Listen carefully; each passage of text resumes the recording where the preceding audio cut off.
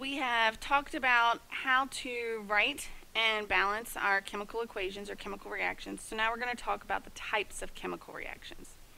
And there are a lot of ways to categorize chemical reactions. For us, we're going to put them into 7 categories. And they are synthesis or combination, decomposition, single replacement, double replacement, combustion, neutralization, and reduction oxidation or redox reactions. Not all reactions are going to fit into just one category. Some of them will fit well into 2 or more, as we'll find out later.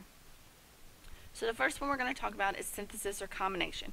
So if you are combining something, you are bringing things together to make one cohesive unit. And so that's what's going to happen here. We're going to have 2 or more substances combined to form a single substance. Product of a combination reaction will always be a compound. So if you have substance A plus substance B, those 2 things are going to come together to make one substance AB. So one identification tool is if you have 2 reactants in one product, that's going to tell you it is a synthesis reaction. You have 2 things coming together as one. So if we have carbon and oxygen gas reacting to form carbon dioxide, we know that carbon is not diatomic, so it can exist by itself, plus oxygen gas. Now oxygen gas is diatomic. Oxygen is one of our 7 diatomic, so it can't exist by itself, cannot. Therefore it has to be diatomic. Reacts to form is going to be our yield sign, carbon dioxide, which is CO2. And if we check our balancing, we have 1 carbon, 2 oxygen, 2 oxygen. So this reaction is balanced. For our oxides, if you have a non-metal oxide, so a non-metal combined with an oxygen, and you mix it with water, you're going to make an acid. Now for our purposes, we're just going to take these 2 things and smash them together. So here's our non-metal oxide, and here's our water. We know that since we're making an acid, our substance is going to have to start with the hydrogen, so we're going to put the H2 first. And then here we have a sulfur, so we're going to put a sulfur. And then we have 2 oxygen plus 1 oxygen, which makes 3 oxygen. So we're literally just bringing those 2 things together to make one compound. If you have a metallic oxide, they will react with water to produce a base. So again, we're just going to bring these things together. We're trying to make a base.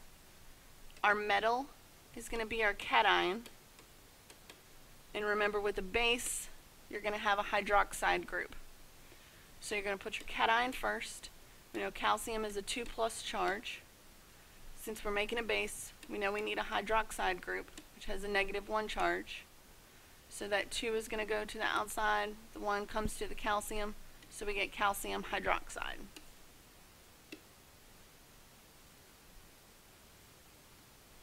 Alright, decomposition. If you hear decomposition, I'm hoping that you think of decomposing, which means breaking down. And so you would have a single compound break down into 2 or more products. So an explosion is usually the result of a rapid decomposition reaction between gas and heat. Most decomposition reactions are going to require energy in the form of either light, which is H nu, heat, which we're going to use a delta sign. That doesn't actually mean heat, it just means a change in something. So for us it's going to be a change in temperature, or electricity.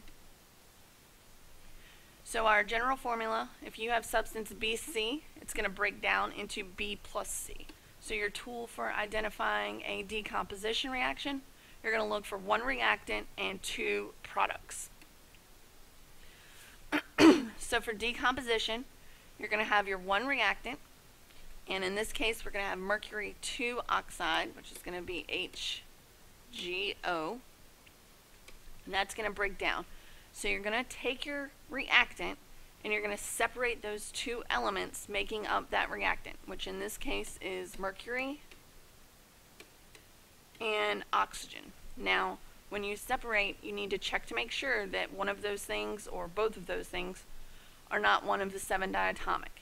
If they are, you need to give them their subscript to make them diatomic. So in this case, oxygen is a diatomic molecule, therefore it cannot exist by itself, so you have to put the subscript 2. Now, is this reaction balanced? No. So we have 1 mercury, 1 mercury, 1 oxygen, 2 oxygen.